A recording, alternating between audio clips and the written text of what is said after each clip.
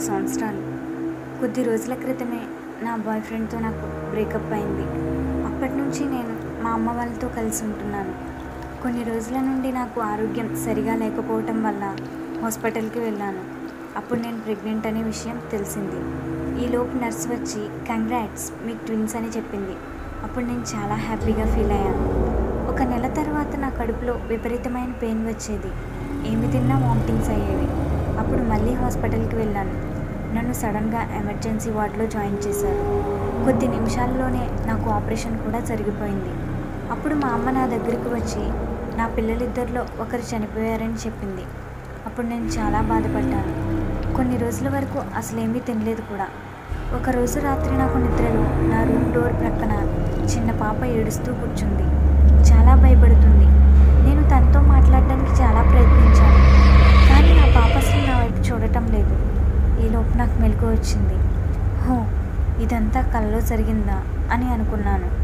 ఆ మరుసటి రోజు సాయంత్రం నేను, మా అమ్మ, తమ్ముడు మంచం మీద కూర్చుని సరదాగా మాట్లాడుకుంటున్నాం. కొంచెం సేపటికి అందరం నిద్రపోయాం. మధ్యరాత్రిలో మా అమ్మ, నా పక్కన పడుకున్నావేంటి? నా జుట్టు పట్టుకుని లాగకు, నేను చాలా అలసిపోయాను. నువ్వేంటి ఇక్కడ ఉన్నావు? నా కూతురు చాలా బాధలో ఉంది. ఇంకెప్పుడు మా ఇంట్లో కనిపించకు, వెళ్ళిపో అంటుంది. అప్పుడు నేను, అమ్మా ఏమైంది? ఎవరితో మాట్లాడుతున్నావు అని అడిగాను. ఈలోపు మా అమ్మ, నువ్వేంటి అంత దూరంగా పడుకున్నా? ఇప్పటి వరకు నా జుట్టు పట్టుకుని లాగావు కదా అని అడిగింది.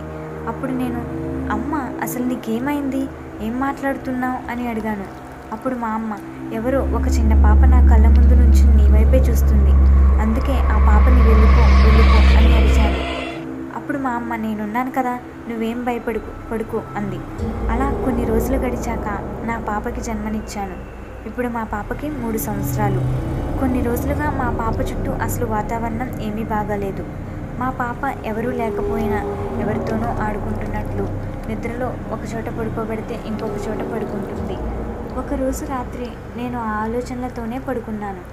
అప్పుడు నా కలలో అదే పాప తలుపు పక్కన కూర్చుని ఏడుస్తూ కనిపించింది. నేను భయంతో ఆ పాప వైపు అసలు చూడలేదు, కానీ ఆ పాప నా వైపే వస్తుంది. అప్పుడు నేను, ఎవరు నువ్వు అని అడిగాను. అప్పుడు ఆ పాప, నేను నీ కూతుర్నేనమ్మా, 3 ఏళ్ల క్రితం నీ కడుపులో చనిపోయిన పాపని అని నాతో అంది. తర్వాత ఆ పాప నా దగ్గరికి వచ్చి, నేను బ్రతికి ఉంటే నువ్వు ఏం పేరు పెట్టేదానివి అని అడిగింది. అప్పుడు నేను శైలు అని చెప్పాను.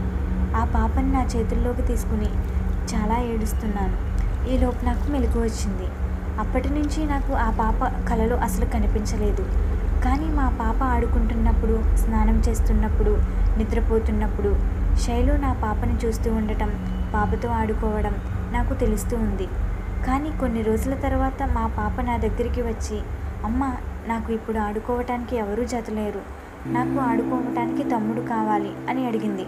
అప్పుడు నాకు అర్థమైంది, నా కడుపులో చనిపోయిన పాప శైలు తనకి కనిపించటం మానేసిందని. కొంచెం బాధగా ఉన్నా కానీ నేను చాలా సంతోషపడ్డాను.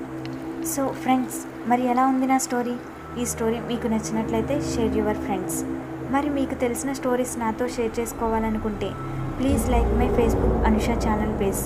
మీ మెసేజ్కి నేను తప్పకుండా రిప్లై ఇస్తాను. So please watch and subscribe my channel. Thank you.